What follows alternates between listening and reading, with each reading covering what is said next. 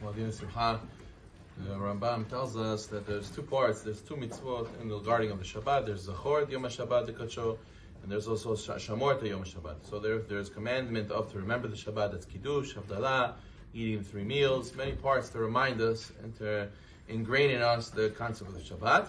And also there's the guarding the Shabbat, which means not to do melacha, not to break the Shabbat by doing a forbidden act of labor. Labor doesn't mean what we normally call labor. It means labor that the Torah tells us is considered Shabbat labor, which we learned from the Beit HaMikdash, whatever they did in the preparation for the Mishkan.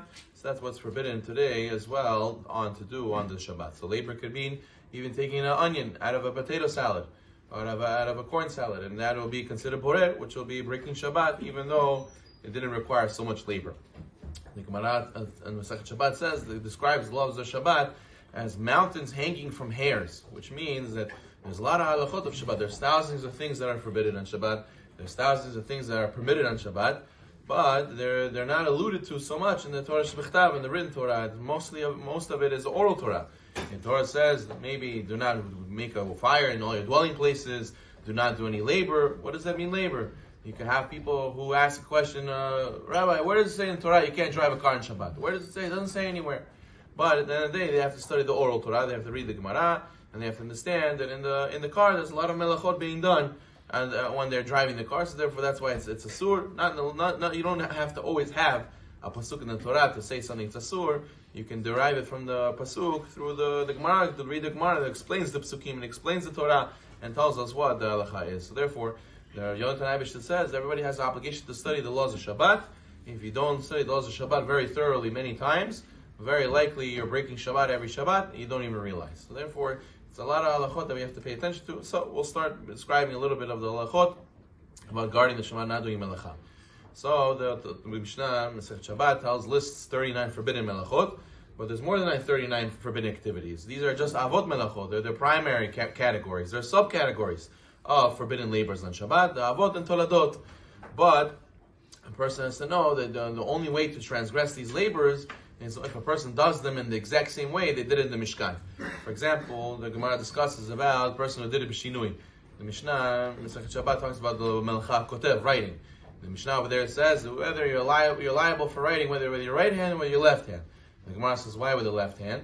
So the Gemara says, no, it's talking about a person who's a lefty. But if a person's a righty and writes with his left, it's considered shinui, it's only asur midarabanan. Asur midarabanan means rabbinically forbidden, it's still forbidden, but it doesn't get the same punishment as the Torah, of a Torah prohibition. If a person breaks Shabbat from the Torah, if witnesses saw him do it, so then he has to get skila, and they warned him and he does it anyways, he gets stoning, one of the capital punishments. A person didn't have warning, he didn't have witnesses, and he did it in Mizid, he gets karet. Kadosh Baruch Hu will make him Chas V'Shalom pass away between the age of 50 to 60. Maybe he'll have to bury a son. Chas V'Shalom he could lose Chelek L'Olam Haba. Karet is a very serious sin. At the same time, if a person does it b'shogeg, if he does it by accident, meaning he didn't know it was a sur, he forgot it was Shabbat, so over there he has to give a hatat, he has to give a korban when the Beit HaMikdash will be built. So you see that it's very severe to break Shabbat, but nonetheless, the Gemara says that if you did it b'shinui, you wrote with your left hand instead of your right hand, so over there it's considered asur midarabanan. Doing isur derabanan, the Gemara says, whoever goes against the sages' words, he's deserving of death. It's also pretty intense, but it's not the same karet as the Torah prohibition. For example, another case that makes it derabanan is malacha she'eina tzricha legufa.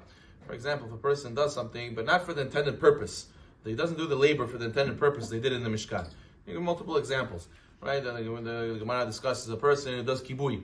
He does extinguishing. In the temple, they did extinguishing. They turned on a piece of wood on fire. Then they right away extinguish it in order to save it as a coal, as a ugel for next time.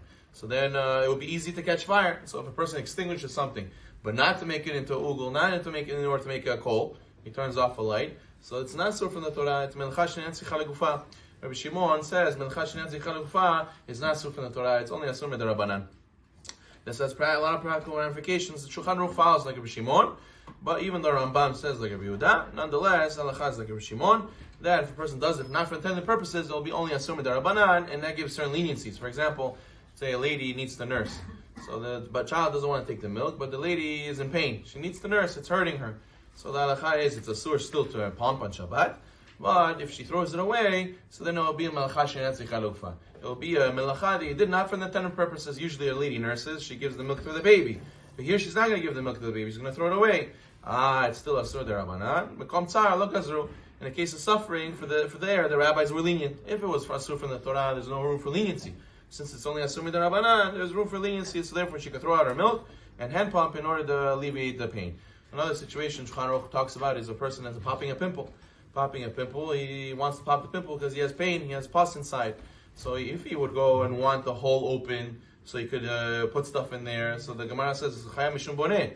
But if he does it for to alleviate the pain, so even though his intention is not to do the intended purpose, it's not for the regular purpose to make a hole. He just wants to alleviate the pains. Then also that would be a case the chachamim, because of tzar, it would be lenient. You have multiple cases. Another case, you have the Gemara where a person is trapping a snake. The snake, as he's scared, he's going to bite him. Usually trapping on Shabbat is not allowed.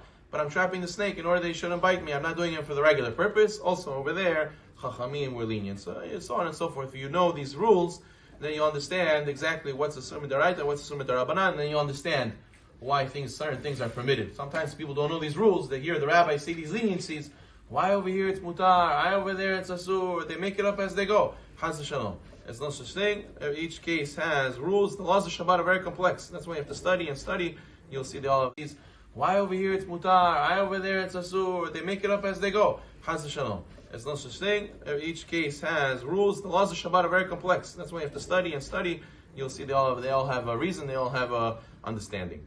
There's a nice story where there was this father who used to send his son to school, to college.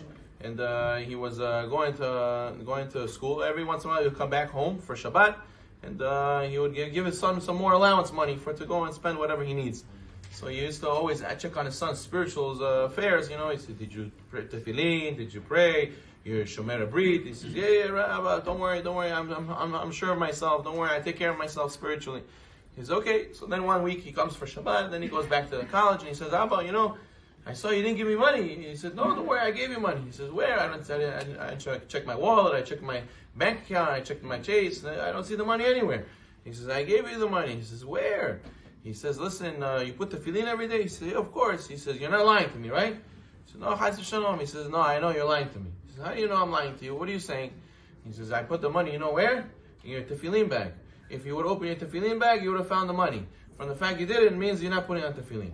So therefore, what do we learn from it? The mashal is that a lot of times we ask Hashem for bracha, atzlacha, refuah shlema, parnasa. Hashem says, "You want the bracha?